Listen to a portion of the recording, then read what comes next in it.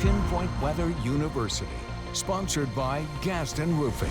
Coming up on this edition of Pinpoint Weather University, say it ain't snow. Yeah, the QC really seeing the snow in November. We haven't even been able to really see much of it in December, January, and February, your actual winter months. And here we are, tying for the sixth earliest snow on record as we head through the late fall season. We'll talk about why this happened, plus the Aurora Borealis popping off across the Carolinas and much of the U.S. This was from the Carolina Panthers Stadium. A little halftime show on just a random Tuesday night. Also, lake effect snow season beginning for the Great Lakes region. We'll discuss what lake effect snow is and why the season begins earlier than the actual start of winter. That's coming up here on Pinpoint Weather University. Man, it has been a crazy last few days here in the Carolinas. We're recording this on Wednesday, November 12th. And I want to just talk about the last 4 days just in the Charlotte area. Saturday, we saw thunderstorms. Sunday, temperatures near 80 degrees, shorts, t-shirts, and sandal kind of weather. Monday, snow. Tuesday, the Aurora Borealis Northern Lights really shining bright across the Carolinas, even in the Charlotte metro. It has just been a wild day. I'm waiting to figure out what's going to happen today. It's November 12th. We'll see. There could be another Aurora Borealis viewing later tonight. But I don't want to get too timely with this, as we do with all our Pinpoint Weather University episodes here on Queen State News Plus. We just kind of want to break down everything, how everything happened, and give you kind of more in-depth science look at how some of this stuff happened as well. So I do want to start really with the Northern Lights. I know the snow is a big deal, but I want to talk about the Northern Lights first because I think it kind of surprised a lot of people. This was actually a cool photo that I got from my childhood friend, Jeff Johnson. He's also my coworker here at Queen City News. He's a director for us, great director. And he sent this photo from Huntersville. Beautiful view of the Northern Lights there. And he got this one as I think his normal cell phone just there in Huntersville. But I knew he has some cameras as well. But either way, still a beautiful view there in Huntersville. And it wasn't just Huntersville last night. I mean, the Carolina Panthers posting this on X. How about it, right? Beautiful photo there showing those Northern Lights. It's like a halftime show just in the middle of nothing for the week, right? There's no game or anything. And then this is actually from the Midwest. So, I mean, really across the U.S., we saw some beautiful, beautiful Northern Light colors, the greens, the purples really blending together to create just a magnificent view. So, yeah, it has just been an incredible man, look at this one. Wow. It has just been an incredible last few days of just all kinds of stuff, right? From thunderstorms, severe weather to snow, and also now talking about the Northern Lights. Even space is getting involved in the action. So how about that? Well, let's talk about how these Northern Lights happen. Well, it all has to do with a big solar storm, right? So in the solar system, during a solar storm, these extra charged particles is what we call them. They can reach the Earth's poles. So taking this full screen for you, you can see the solar wind and the coronal mass ejection there, the solar storm, those solar flares essentially just being sent into our magnetic field. And essentially what ends up happening is these extra charged particles reach the Earth's poles. They get into the magnetic field of Earth, and what ends up happening, these charged particles, they collide with oxygen and nitrogen in Earth's atmosphere. So these charged particles from the sun, they get into Earth's magnetic field, and then they collide with oxygen and nitrogen, and that is what leads to your incredible colors, because oxygen and nitrogen, you can see they interact with those particles and emit different colors of light. So the nitrogen, you can get the pink, the bluish light, and with the oxygen, you can get the red and greenish light. So it all has to do with that interaction between oxygen, nitrogen, and also those charged particles that are being sent at us from the Earth. But they can be really hard to forecast. There is a whole forecasting website for the Aurora Borealis, but I'm like, man, it just depends on when the sun just wants to throw flares at us, it seems like, and it can just be really hard to time these. Obviously, you want the big storm to happen at night, because when it happens at night, we can see it.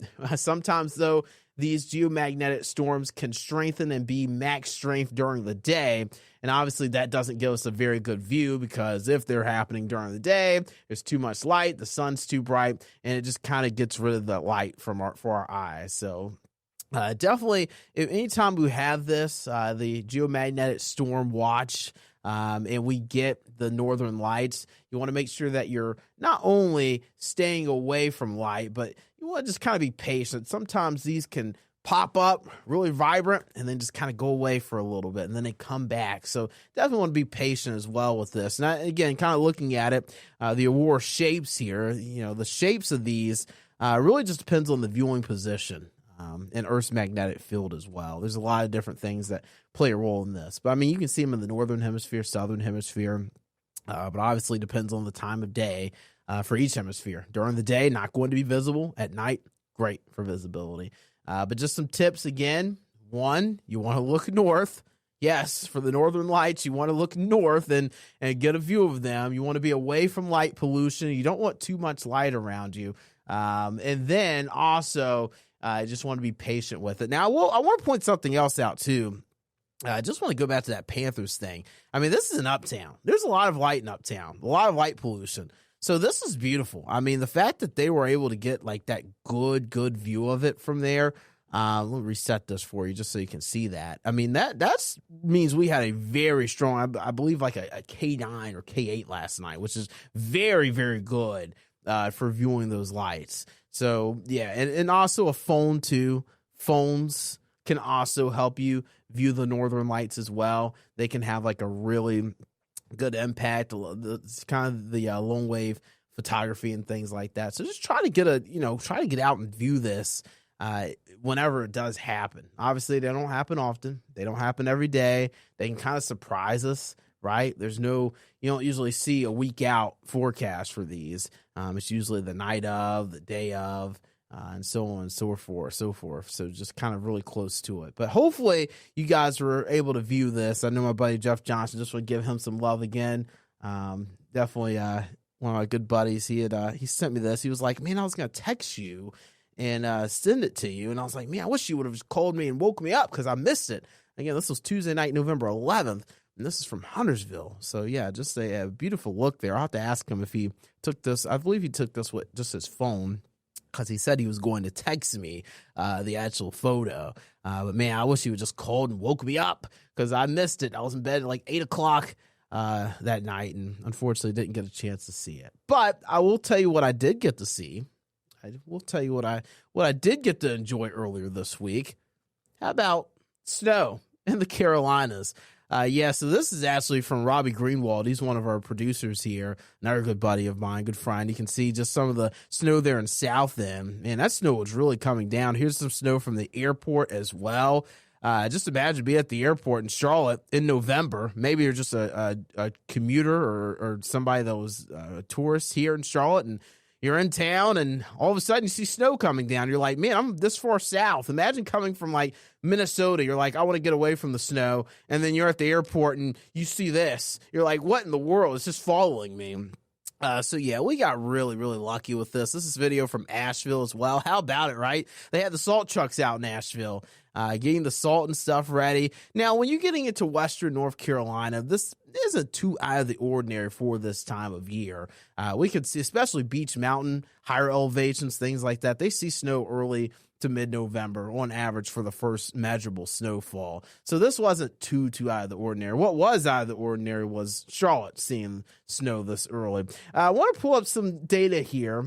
First off, I want to talk about why this happened. I mean, this is, obviously the name of the show, Pinpoint Weather University. We got to get you some details on what happened here. So we just had a major dip in the jet stream. I'm a big sports analogy guy. I'm a big football guy. And in football, the offensive line and defensive line control the line of scrimmage. It controls a lot of the game. You'll hear coaches say everything that happens starts up front with the offensive line and defensive line. Who's moving that line of scrimmage better? So everything that happens in weather starts up there in the upper levels with the jet stream. the ripples of the jet stream really create our weather patterns across not only the U.S., but the globe. Those jet streams can lead to obviously much colder weather. If they're further north, they can lead to warmer weather when we get what we call upper level ridges building in. So this is a look at the setup. This is kind of looking at a little bit after the setup now, but essentially, you're looking at a dip in the jet stream, and that is just cold Arctic air funneling down not only into the Carolinas, but also the Northeast and the Midwest. So that cold air was really able to funnel down very far south, and again, it was tracked back to the Arctic. So yeah, Arctic air, man, that was a very cold start to the week, and the big dip in the jet stream is the reason why. Now, I mentioned there are some normal things about what happened when it comes down to that Arctic blast to start the week. Charlotte's average first freeze happens around November 8th. We had our first freeze November 10th, really November 10th night into November 11th morning. So that was normal. Also, Beach Mountain, their average first snow is November 8th. Just happens to be the same day as the average first freeze for Charlotte. And guess what? November 10th, you're getting your first measurable snow there on Beach Mountain. So those things weren't necessarily out of the ordinary. Everything was kind of going smoothly. Normal, we get big cold blasts like this in the middle of November. What wasn't smooth was the snow in Charlotte. That was when we were like, okay, things are getting a little bit out of the ordinary and abnormal here. So Charlotte snow, earliest on record. This is looking back at data from 138 years ago. Or through 138 years of data, I should say. So I woke up at 5 o'clock in the morning on Tuesday morning, November 11th, after the snow, because I wanted to research and kind of see. I was going through the last 138 years because it's real hard to find snow when it's just trace amounts. So snow is measured by the 10th of an inch, right? And we're talking about trace amounts of snow, meaning the snow wasn't measurable, but it fell, right? So let's say you get snow falling, but it doesn't accumulate on the grass or anything else. It's just a trace of snow. That just means that snow fell, but it didn't really stick to anything. But I did want to go through and look at the 138 years of data and find when we had trace amounts of snow. What makes it tricky when you're going through 138 years of data is that whenever you have hail, we also measure that as technically a trace of snow or a trace of ice precipitation, because that's what hail is. It's kind of an ice precipitation.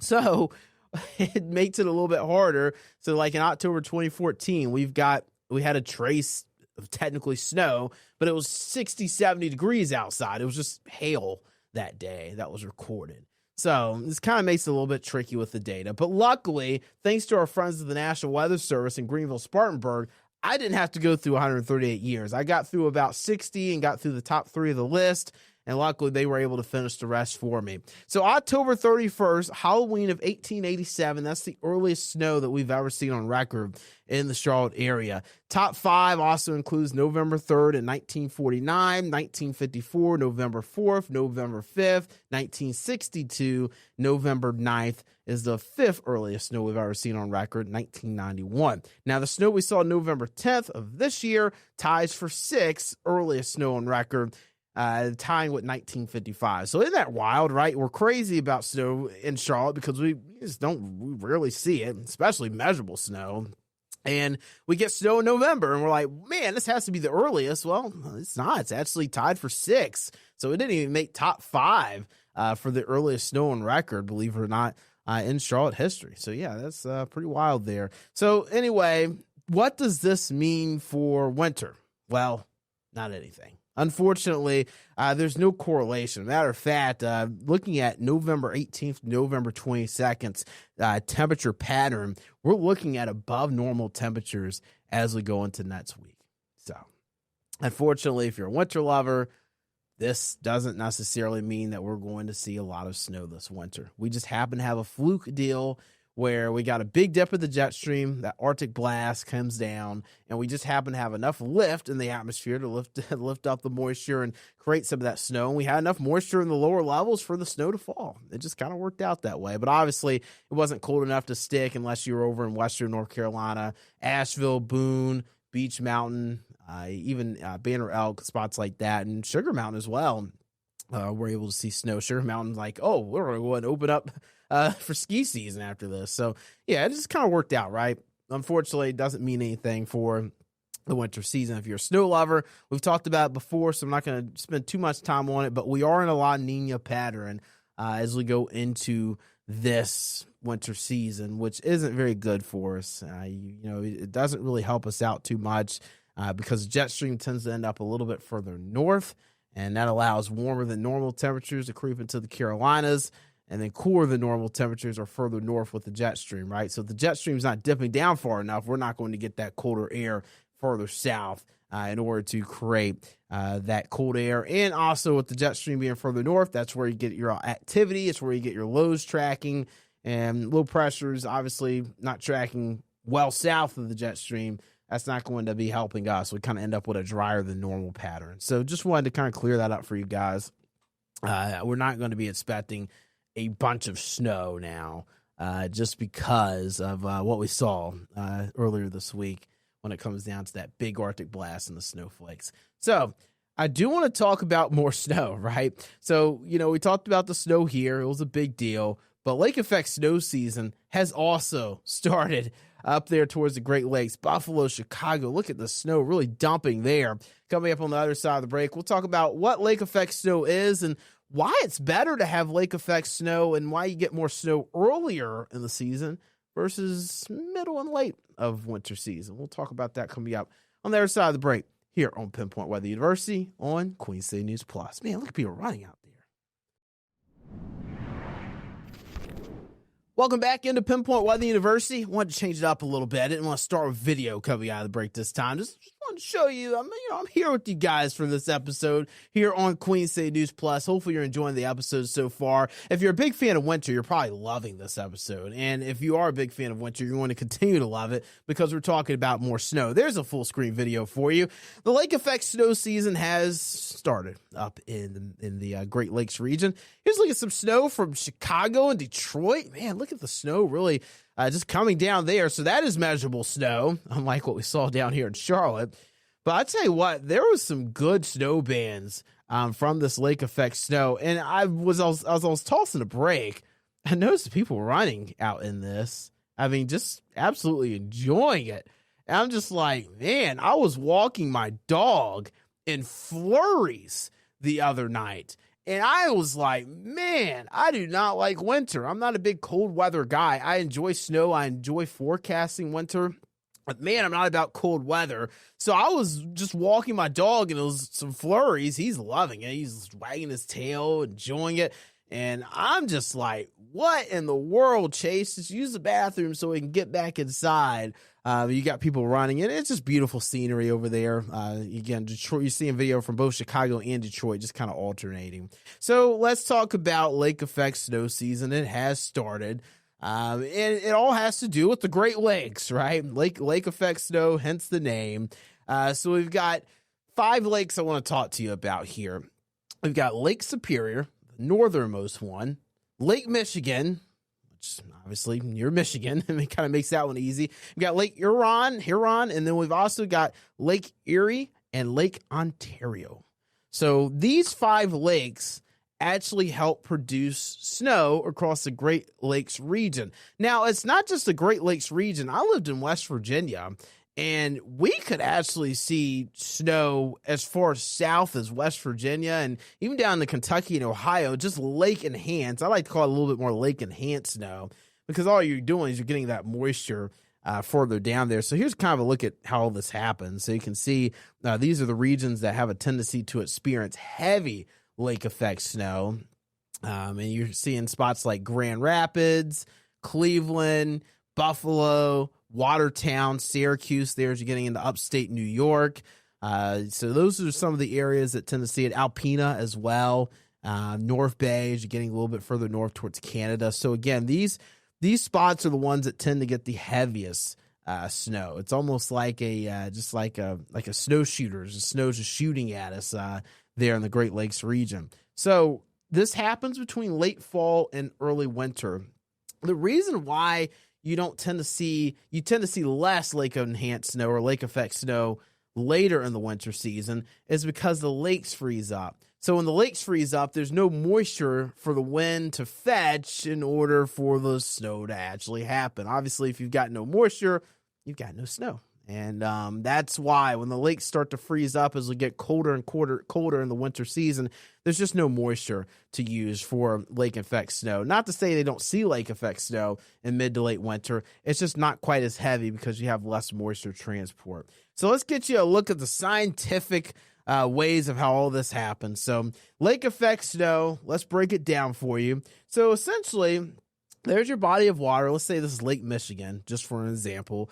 You're set up, you've got surrounding land areas that are colder than the actual lake itself. So remember, the lake takes forever to cool the lake down. For us, air temperature wise, we can cool down quickly, right? In the atmosphere, temperatures in Buffalo might be 20, 30 degrees, but the lake could still be 50 to 60 degrees. It takes a while for bodies of water to actually cool down as we get into the fall and winter months. As we move away from summer, the water can still be much warmer than the actual land. So again, you've got warm water from the lake, and you've got cold land areas that are surrounding that lake.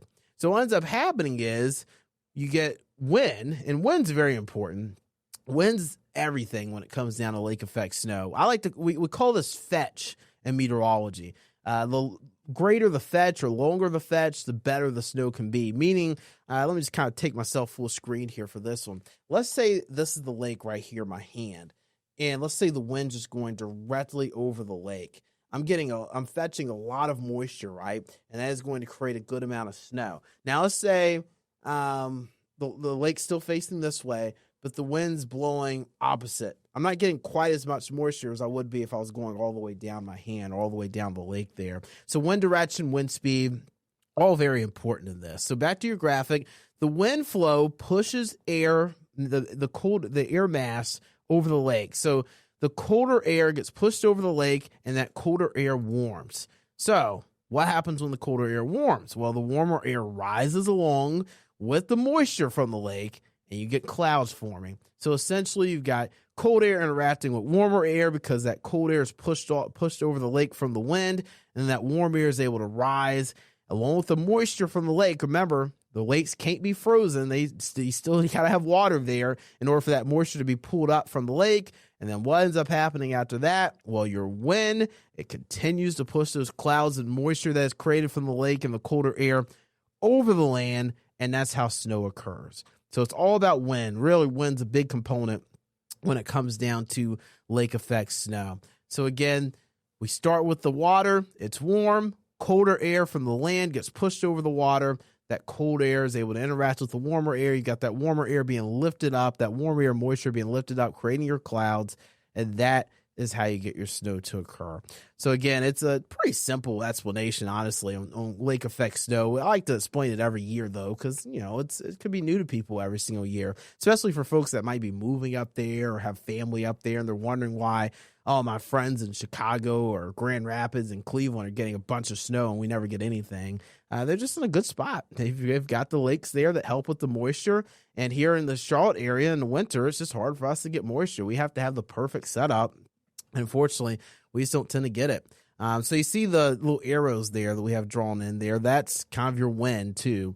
That kind of explains how all that happens. Your wind's fetching over the lakes, and that moisture is being pushed over those regions. That's why, like, in areas like eastern Wisconsin, with the wind out of the northeast, the wind is blowing more towards Grand Rapids and Alpena versus the wind blowing towards eastern Wisconsin. That's why you wouldn't see a bunch of lake effect snow there. But again, anywhere you have that moisture being pulled down, you can get some of that lake enhanced snow down towards Ohio, spots like Indiana, and even down towards Kentucky and Ohio as well. So that's a look at how lake effect snow forms and how that happens. In our next block, I do want to talk a little bit more about fall colors, the fall color season coming to an end. We'll talk about where some of those best colors are through the rest of this weekend and the next week, next on Pinpoint Weather University here on Queen City News Plus.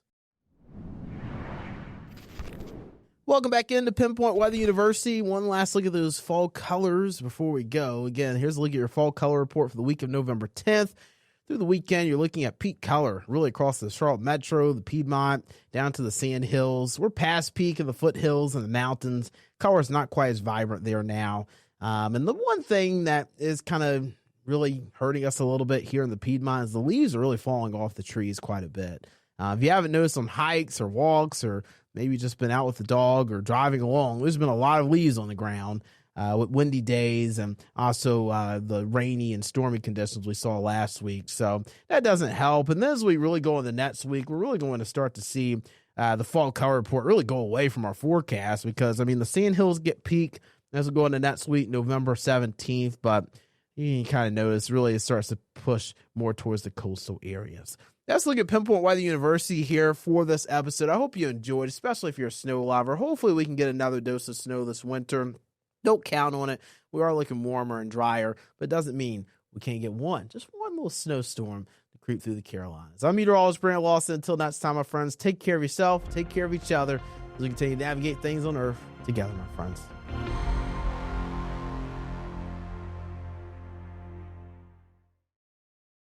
Queen City News Plus. Just search Queen City News on your smart TV's app store.